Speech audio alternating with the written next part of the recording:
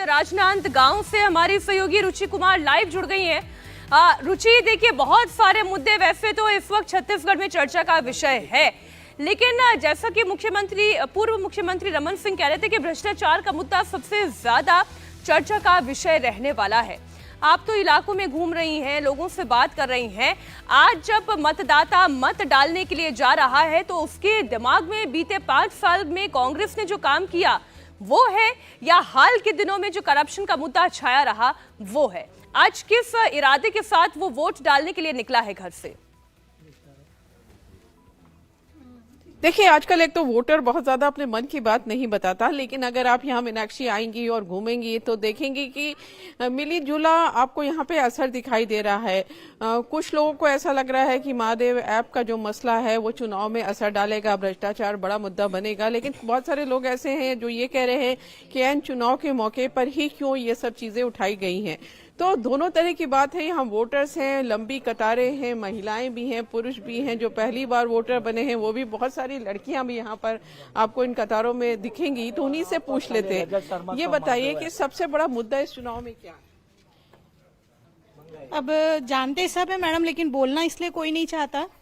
सब अपने मन में सारी बातों को रखे रहना चाहते हैं, क्योंकि सामने आना एक बहुत बड़ी दिक्कत हो सकती है। भ्रष्टाचार मुद्दा है। हाँ, ये भ्रष्टाचार का तो मुद्दा है। ये जो महादेव ऐप का उसके बारे में मैं आगे कुछ कहना नहीं चाहूंगा। आप बताइए, भ्रष्टाचार मुद्दा है, सबसे बड़ा मुद्दा है, महंगाई है।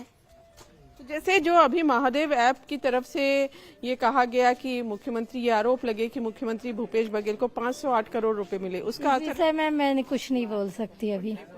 आप बताइए। नहीं, मैं भी कुछ नहीं बोल सकती। यहाँ बोलने को तैयार नहीं। आप भी नहीं बोल सकते, कई को मालूम है, वो हमको मालूम है कि कहाँ से आ गया, किधर गया, सभी है, लेकिन हम लोग बात नहीं कर सकते।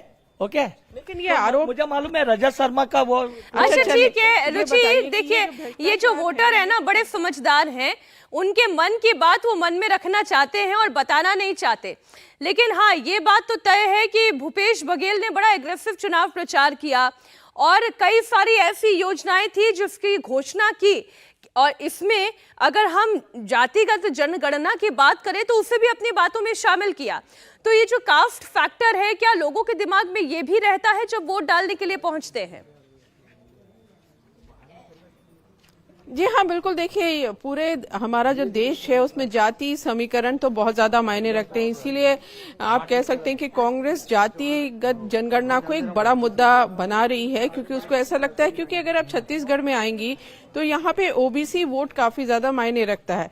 तो कांग्रेस को ऐसा लग रहा है कि उन्होंने घोषणा पत्र में भी ऐलान किया है कि जातिगत जनगणना वो कराएंगी, तो काफी ज्यादा इसका असर यहाँ दिखाई दे रहा है। ये भी चीज वोटर से पूछ लेते, ये जो जातिगत जनगणना की बात कही जा रही है, इसका कुछ असर देख रहे हैं, ये जरूरी मानते हैं आप? नहीं, ऐसे कोई असर नहीं है।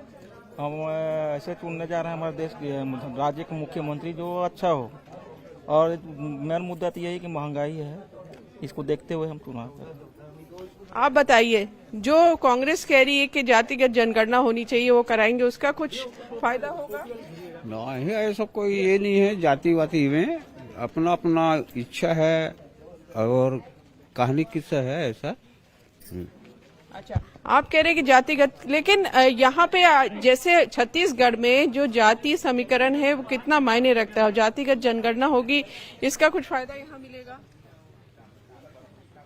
जाति गणना के इसके बारे में थोड़ा सा जानकारी तो नहीं है मैम। तो मीनाक्षी, इस तरह से आप यहाँ पे आएंगी तो आप ये देखेंगे कि जो बीजेपी ने ऐलान किया है महिलाओं के लिए कि जो विवाहित महिलाएं हैं उनको अगर सरकार बनी तो 12,000 रुपया सालाना दिया जाएगा, और उधर कांग्रेस है वो करीब 200 यूनिट फ्री बिजली देने का ऐलान किया है, कहा है कि एजुकेशन वो फ्री कर देंगे। किसानों के लिए बड़े ऐलान कांग्रेस ने किए हैं, कर्जा माफ वो पहले भी कर रही है, अभी भी कहा है कर्जा माफ करेंगे।